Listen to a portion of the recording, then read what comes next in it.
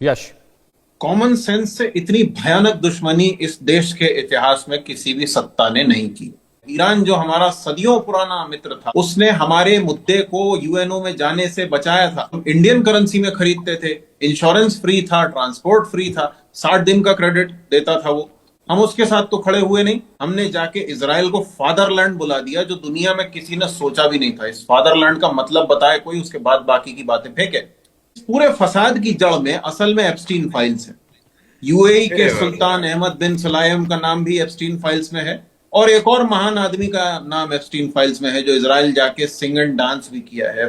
चले हैं निकोबार आइलैंड को बर्बाद करने, वहां की प्रकृति ध्वस्त करने, स्ट्रेटेजी के नाम पे। ना घर में इनसे क्राइम रेट संभल रहा है, ना अर्थव्यवस्था संभल रही है। इनको चाहिए रोज नया बहाना। सुल्तान अहमद बिन सुलाइम ओपेक छोड़ें या ओपेक उन्हें बाहर कर दे, वो मायने नहीं रखता। मायने ये रखता है कि आपने जब रशिया से वापस तेल खरीदने के लिए हाँ बोला, तब रशिया ने आपको मना कर दिया, फिर आपने महंगे रेट पर खरीदा क्योंकि आप ट्रंप से परमिशन का इंतजार कर रहे थे।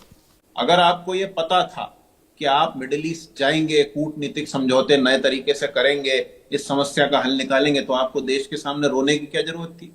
सोनार क्या करेगा 1 साल तक अगर आप सोना नहीं खरीदोगे तो? और लोगों का क्या होगा जो फील्ड में मार्केटिंग करके अपनी जिंदगी काट रहे हैं, वो कैसे करेंगे वर्क फ्रॉम होम? उनके सबके नौकरी पे जो आपने तलवार लटकाई, उसका क्या होगा? आपने कुछ नहीं सोचा। सोचना आता हो तो सोचे ना आप। इस डिप्लोमेटिक एब्सेंस के बीच में पाकिस्तान और ईरान के बीच में 6 लैंड रूट्स खुल गए हैं। रशिया और चीन के साथ मिलकर नए सिक्योरिटी आर्किटेक्चर पर काम हो रहा है। हम अपने सबसे अच्छे दोस्त रशिया और ईरान को इनके हाथों खो रहे हैं। तब क्या कर रहा है नरेंद्र मोदी सरकार का डिप्लोमेटिक विंग? आपकी समझ में नहीं आएगा रमन मलिक, बहुत ऊपर की बात है।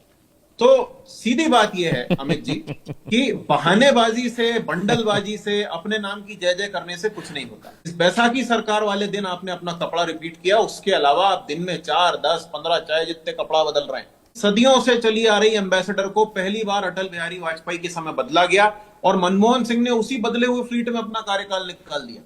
उसके बाद नरेंद्र मोदी 3 बार फ्लीट बदल चुके हैं, प्लेन बदल चुके हैं, नया प्रधानमंत्री आवास जिसमें सीक्रेट टनल भी बनाया जा रहा है, अपने खर्चे की कोई होड़ ही नहीं है। अभी फिर नीट लीक हो गया है, 80-90 बार लीक हो चुका है। करोड़ों बच्चों का भविष्य दांव पे, 300 अरब डॉलर से ऊपर ज्यादा का कर्ज ले रखा है। 80 लाख करोड़ रुपए सिर्फ स्टॉक मार्केट ब्लड बाथ्स में वाइप आउट हो चुका है नरेंद्र मोदी के कार्यकाल में। और ये ज्ञान देते रहते हैं कूटनीति, इनको लिखना नहीं आता इनकी आधी कैबिनेट को कूटनीति। ये सच है अमित। तो अब ये बहानेबाजी और नहीं चल पाएगी, बहुत हो गया। आप या तो कुछ कॉन्क्रीट करके दिखाइए या हट जाइए। चुनाव आयोग से साठ गांठ के दम पे जो आप बैठे हुए हैं वो ज्यादा दिन का है नहीं, और उसके बाद आप पार्षदी भी नहीं जीत पाएंगे।